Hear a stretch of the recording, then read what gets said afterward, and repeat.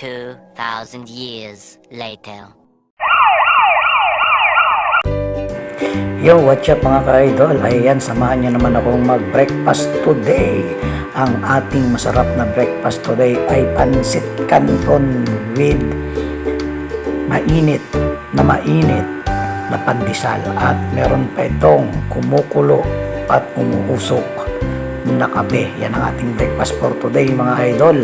Napakasarap po niyan. Medyo maanghang yung pansit canton, medyo mainit ang pandesal, at syempre umuusok na kape. At syempre kasama mo pa magpi-breakfast yung loved ones mo.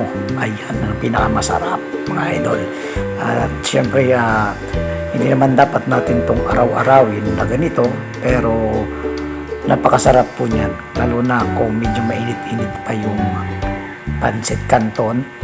Talaga namang solve na solve ka na niyan, busog na busog. Yan muna yung ating video for today mga idol. At syempre kung di ka pa nakasubscribe sa aking YouTube channel, please subscribe and pakiclick na rin ang bell icon para lagi kang updated sa mga video ko at para masarap ang ulam mo bukas. God bless you all. Peace out.